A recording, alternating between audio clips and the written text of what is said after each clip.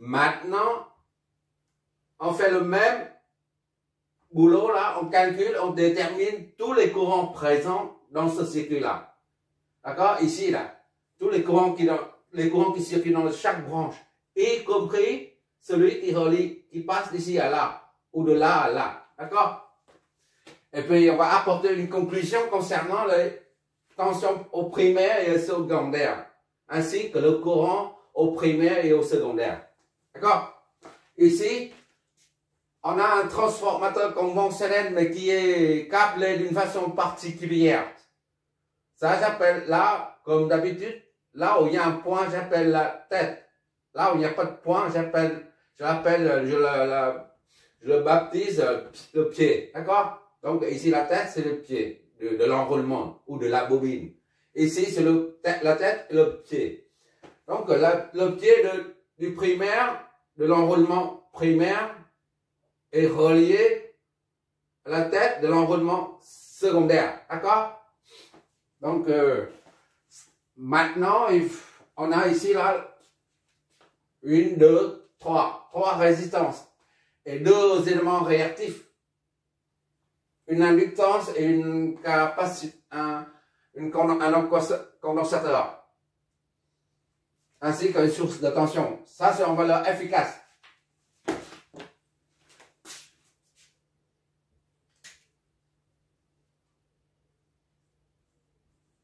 Voilà. Pour pouvoir analyser ce circuit, on doit on va convertir tous les paramètres du domaine fréquentiel en paramètres, tous les paramètres du domaine temporel, variabilité là, en domaine fréquentiel. En ce moment, on a la source qui est appartient au domaine temporel, parce qu'il y a la variabilité, d'accord? Et pour avoir la réactance capacitive ou la réactance inductive, toutes deux sont exprimées en nom complexe G. D'accord? G oméga N ou moins G sur oméga C. Ça, c'est dans le domaine fréquentiel. D'accord? Parce que ça vient d'un... Si c'est nécessaire, tu regarderas la vidéo concernant les... Il y en a une ou deux. Concernant les phaseurs. C'est quoi la définition d'un phaseur et puis d'où proviennent ces deux quantités-là. Chaque fois on a J oméga N ou moins J sur oméga C, ça signifie qu'on est en domaine fréquentiel. Maintenant, on va convertir ça là, ça au domaine fréquentiel. D'accord? VST actuellement là est sous. Oui, on va mettre ça en amplitude. Puisque c'est en efficace, on va mettre en amplitude, en module. Comme ça, on supprime tous les valeurs efficaces. On raisonne toujours au module de phase. D'accord? 70,711. Ça, c'est la valeur efficace multipliée par la racine de 2.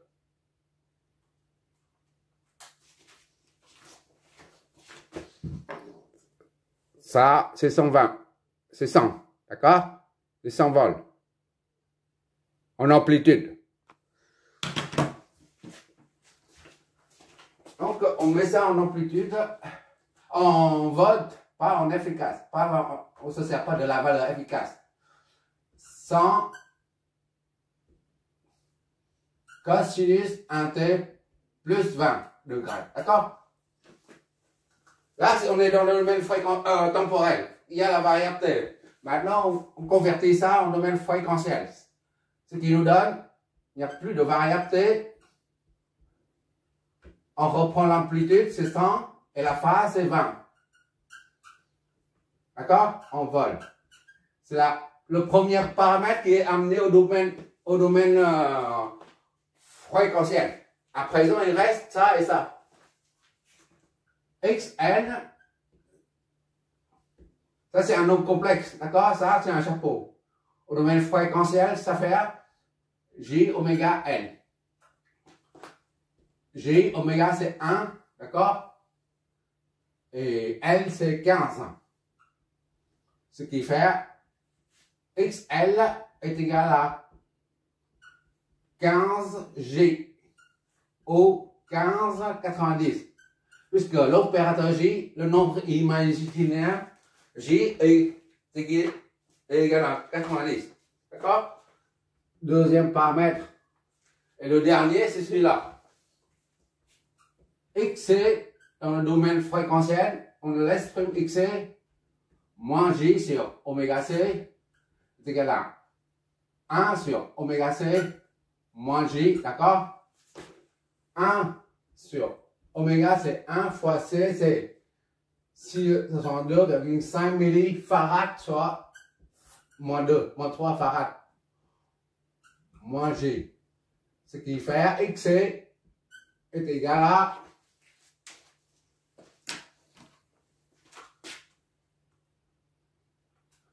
1 divisé par 62,5 10 moins 3. Ça donne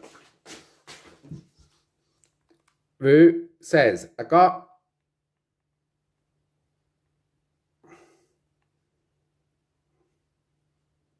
Voilà. Maintenant, on va noter ça. OK. Moins, ça c'est 16. 16 fois ça, c'est moins 16. J. D'accord? Voilà. Ça représente ça. N représente ça. Et XC représente ça. Dans le domaine fréquentiel. Maintenant, on efface ça, on remplace par le paramètre dans le domaine fréquentiel. XL, c'est 15J. XL, 15J. D'accord? X, c'est moins 16J. X, c'est égal à moins 16J. Ok, d'accord? Et enfin, la source de tension.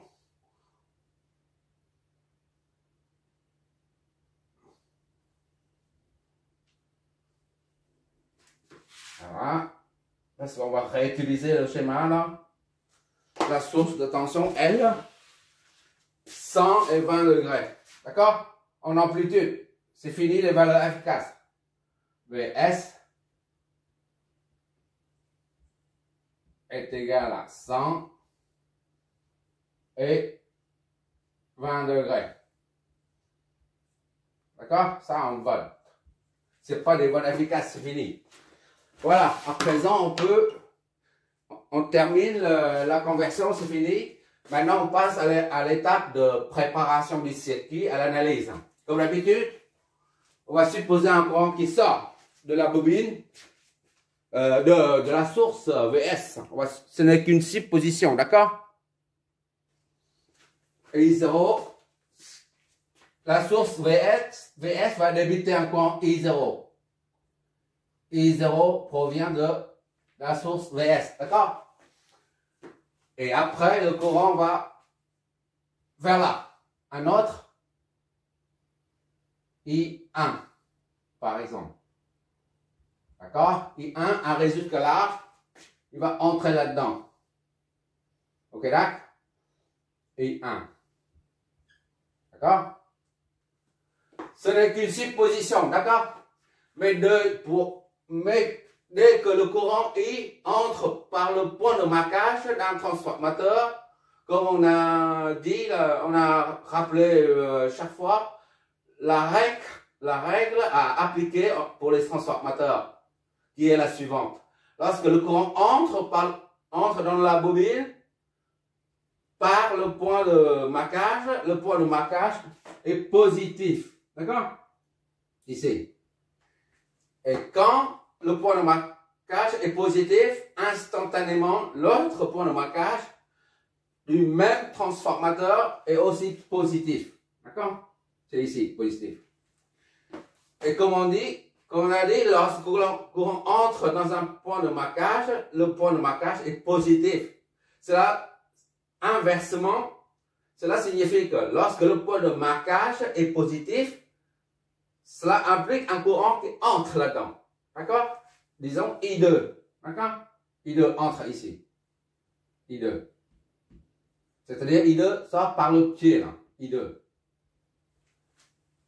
Ça ou ça, c'est du pareil au même. D'accord? Bon, on prend un seul pour ne pas chercher trop le schéma.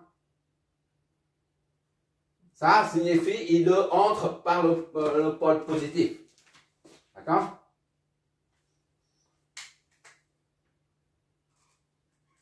Voilà. Maintenant, on va supposer un autre courant I3 qui part comme ça. Là. I3.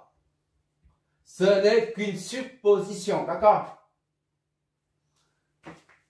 Et après, ce sont les déphasages qui nous renseignent sur le sens des courants.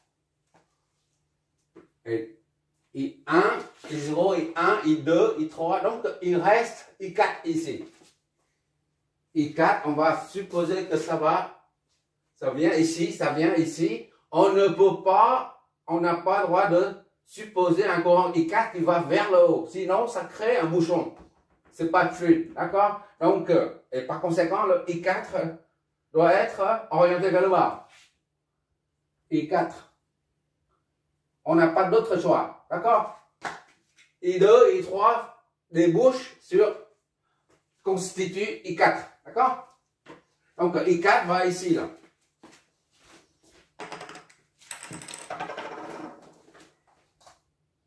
J'insiste sur le fait que ce n'est qu'une supposition, d'accord? Ce n'est qu'à la fin que le déphasage détermine finalement le sens du courant. Maintenant, I4 vient ici, là, I4. Ok, là. Et donc, I5, I0, c'est celle-là. I0, I5, c'est là. D'accord? I4 arrive ici et un seul, deux qui sort. I1 et I5 reforment, reconstituent I0. D'accord? Voilà, tout est cohérent maintenant. I0 donne I3 et I1 forment I0. D'accord? I1 et I5 forment I0. D'accord? On peut dire dès maintenant que I3 est égal à I5. D'accord? On verra ça après. Bon, maintenant, il faut flécher le courant. Il faut flécher les tensions. Toujours. OK. Ici, c'est VS. Puisque c'est une source de tension. VR1, c'est ici. C'est un récepteur, d'accord? VR1. Et ensuite, c'est VR2. VR2, c'est ici. D'accord? Courant et tension s'opposent. Courant et tension s'opposent pour un récepteur. VR2. D'accord? Et là, le courant qui arrive ici, un récepteur, donc de VL. On va appeler ça par VL. D'accord? Idem pour VR3. C'est un récepteur. Le courant I2 arrive comme ça. La flèche de tension s'oppose. VR3. Et ça, c'est XC. XC, c'est vers le haut. VC. Un récepteur, le courant ici, donc à la tension vers le haut. VC. Ok, d'accord. Et qu'est-ce qui nous reste? V1 et V2. Voilà. Là, comme le courant I1 entre là-dedans, ça c'est le potentiel ici est plus grand que celui d'ici. D'accord? Donc, V1 ici. Pour la tension au primaire. Et le secondaire, le sens est inversé, là, vers le bas. Le potentiel ici est plus important que celui d'ici. V2. D'accord? Bon, c'est fini. Maintenant, on peut analyser le circuit. La phase de préparation du circuit à l'analyse est terminée. Maintenant, il faut analyser. Il faut l'analyser. Puisque le circuit contient un transformateur, on utilise immédiatement le rapport de transformation du transformateur pour avoir deux équations. D'accord? C'est-à-dire V2 sur V1, d'accord, est égal à, c'est ça, hein? V2 sur V1, d'accord, est égal à plus ou moins N, ça dépend. Là, on a les deux flèches, toutes deux pointent vers le pôle plus. Donc, c'est un plus N. D'accord? Si une flèche qui pointe vers le pôle plus et l'autre, la deuxième flèche là, pointe vers le pied, là, dans ce cas, on aura moins. D'accord? En l'occurrence, ce n'est pas le cas. En l'occurrence, les deux flèches pointent vers le pôle plus. C'est la raison pour laquelle on a plus. D'accord? Donc, le V2, N c'est 2 tiers. D'accord? Soit V2 est égal à 2 tiers V1. D'accord? Ou bien, idem V2, 2 tiers V1. Ça, c'est notre première équation.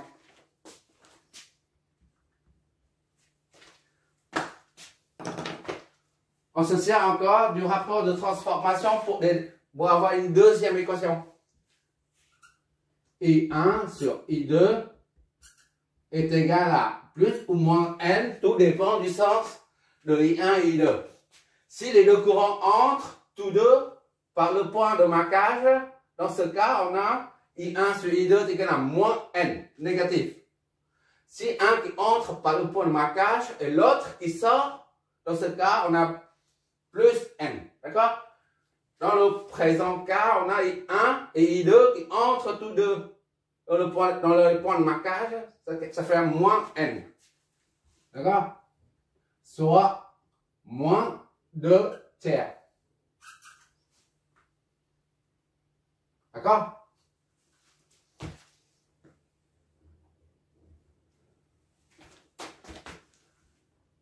I2 est égal à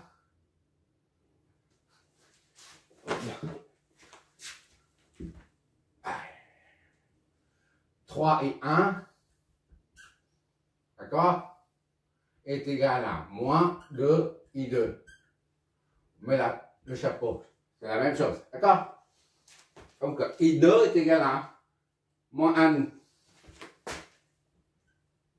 I2 et donc est égal à moins 1,5 I1. D'accord? C'est notre deuxième équation. Voilà. Déjà, rien qu'avec le rapport de transformation, on a trouvé deux équations. Pour avoir d'autres équations, afin de former une matrice plus tard, on va utiliser cette maille là. On part de la loi des mailles. On part de ce point-là et on va où on veut en fait et on revient au point de départ et ça fait une maille nulle.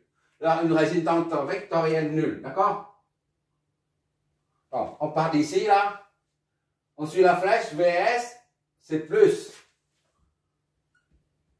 Loi des mailles. D'accord? Entraîne. VS, on va dans le sens vers le haut là. VS, c'est plus, on met rien.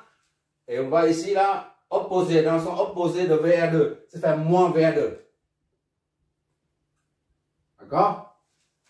Et on revient au point de départ, là, c'est-à-dire qu'il faut descendre. Ça et ça, c'est le même point. Il faut descendre pour revenir au point de départ. Donc, on va dans le sens opposé de V1, c'est moins V1. Tout ça est nul. D'accord? 0. Donc, V1 plus VA2 est égal à VS. Ok, d'accord? D'accord?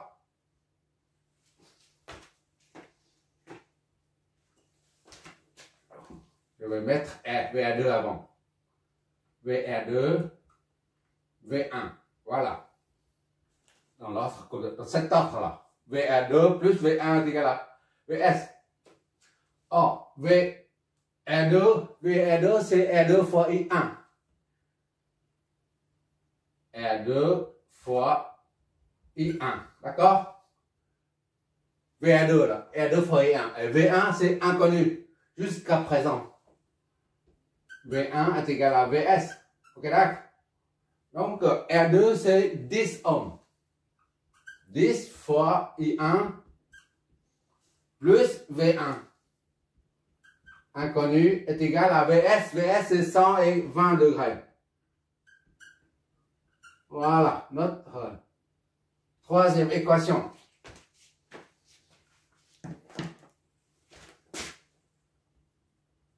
Voilà.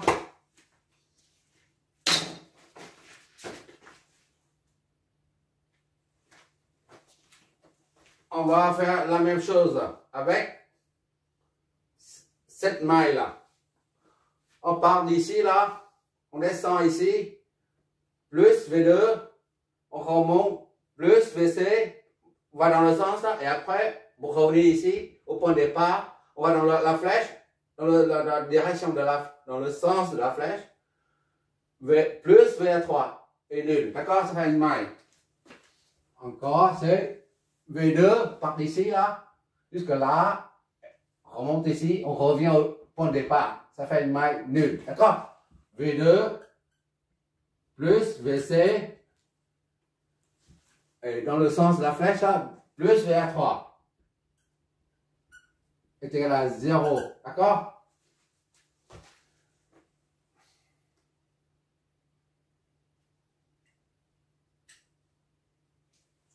VA3, je mets dans l'ordre, plus VC, plus V2. Voilà, comme ça, est égal à 0. VR3, c'est combien? R3, I2. D'accord? VR3 ici, c'est R3 fois I2. R3, I2. D'accord? Plus VC, c'est XC fois VC, là. XC fois I4. D'accord? Plus V2 est égal à 0. D'accord?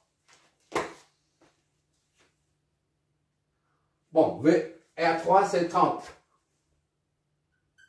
I2, ok d'accord? Plus IC. IC c'est combien? XC. Moins CJ. Fois I4. D'accord? Plus V2. C'est à 0 là. D'accord?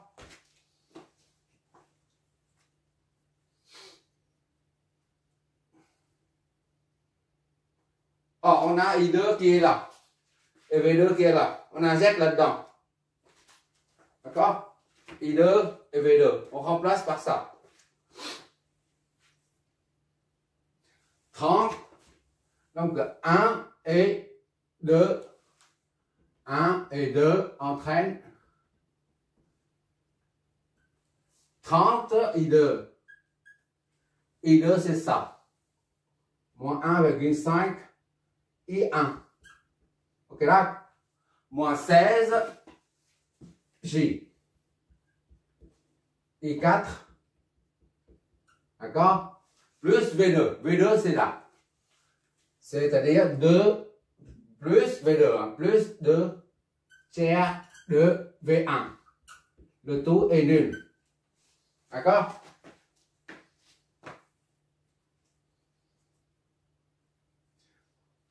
Ça fois ça, moins 45. I1. D'accord? Moins 16. J, I4. Et plus 2 tiers V1. Tout ça est nul.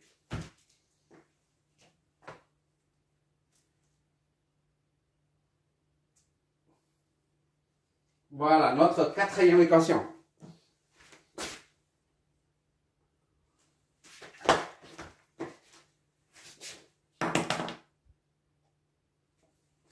On peut très bien continuer avec la loi des mailles en prenant ça VS moins VA1 moins VL moins VC est nul.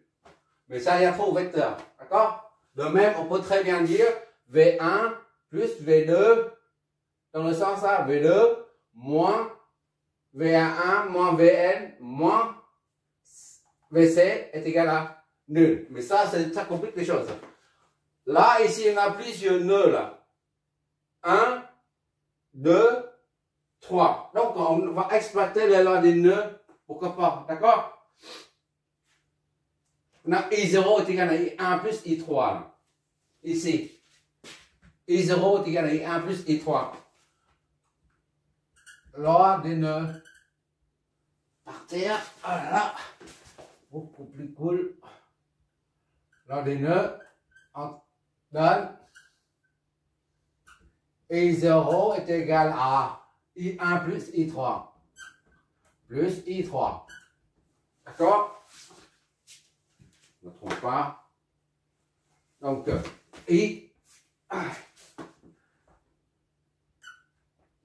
I0 moins I1 moins I3 est égal à 0. Voilà. Ça, c'est cinquième équation. Maintenant,